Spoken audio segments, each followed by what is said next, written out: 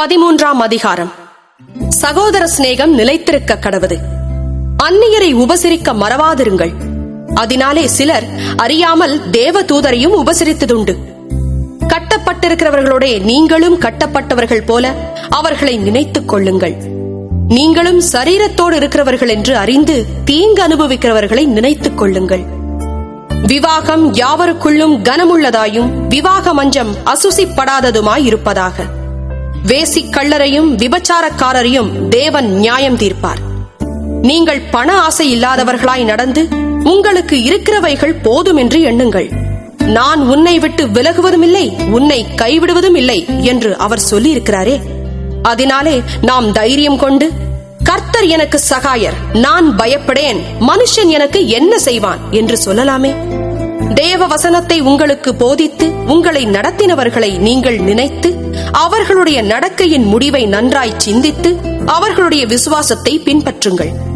இயேசு கிறிஸ்து நேற்றும் இன்றும் என்றும் மாறாதவராய் இருக்கிறார். பலவிதமான அந்நிய போதனைகளால் அலைப்புண்டு திரியாதிருங்கள். போஜன பதார்த்தங்களினால் அல்ல, கிருபையினாலே இருதயம் ஸ்திரப்படுகிறது நல்லது. போஜன பதார்த்தங்களில் முயற்சி செய்கிறவர்கள் பலனடையவில்லையே. நமக்கு ஒரு பலிபீடம் உண்டு, அதற்குரியவைகளை புசிக்கிறதற்கு கூடாரத்தில் ஆராதனை செய்கிறவர்களுக்கு அதிகாரம் இல்லை. ஏனென்றால் எந்த மிருகங்களுடைய இரத்தம் பாவங்களின் நிமித்தமாக பரிசுத்த ஸ்தலத்துக்குள் பிரதான ஆசாரியராலே கொண்டு வரப்படுகிறதோ அந்த மிருகங்களின் உடல்கள் பாளையத்துக்கு புறம்பே சுட்டரிக்கப்படும். அந்தப்படியே இயேசுவும் தம்முடைய சொந்த இரத்தத்தினாலே ஜனத்தை பரிசுத்தம் செய்யும்படியாக நகர வாசலுக்கு புறம்பே பாடுபட்டார். ஆகையால் நாம் அவருடைய நிந்தையை சுமந்து பாளையத்துக்கு புறம்பே அவரிடத்திற்கு புறப்பட்டு போக கடவோம். நிலையான நகரம் நமக்கு இங்கே இல்லை, வரப்போகிறதையே நாடி தேடுகிறோம். ஆகையால் அவருடைய நாமத்தை துதிக்கும் உதடுகளின் கனியாகிய ஸ்தோத்திர பலியை அவர் மூலமாய் எப்போதும் தேவனுக்கு செலுத்த கடவோம். அன்றியும் நன்மை செய்யவும் தான தர்மம் பண்ணவும் மறவாதிருங்கள்.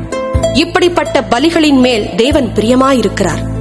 உங்களை நடத்துகிறவர்கள் உங்கள் ஆத்துமாக்களுக்காக உத்தரவாதம் பண்ணுகிறவர்களாய் விழித்திருக்கிறவர்களானபடியால் அவர்கள் துக்கத்தோடே அல்ல, சந்தோஷத்தோடே அதை செய்யும்படி அவர்களுக்கு கீழ்ப்படிந்து அடங்குங்கள். அவர்கள் துக்கத்தோடே அப்படி செய்தால் அது உங்களுக்கு பிரயோஜனமாய் இருக்க மாட்டாதே. எங்களுக்காக வேண்டிக் கொள்ளுங்கள். நாங்கள் நல் மனசாட்சி உள்ளவர்களாய் எல்லாவற்றிலும் யோக்கியமாய் நடக்க விரும்புகிறோம் என்று நிச்சயித்திருக்கிறோம்.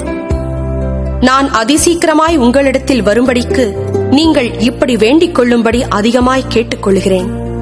நித்திய உடன்படிக்கையின் இரத்தத்தினாலே ஆடுகளுடைய பெரிய மேய்ப்பரான நம்முடைய கர்த்தராகிய இயேசுவை மரித்தோரிலிருந்து ஏறிவர பண்ணின சமாதானத்தின் தேவன் இயேசு கிறிஸ்துவை கொண்டு தமக்கு முன்பாக பிரியமானதை உங்களில் நடப்பித்து நீங்கள் தம்முடைய சித்தத்தின்படி செய்ய உங்களை சகலவித நற்கிரியையிலும் சீர்பொருந்தினவர்களாக்குவாராக.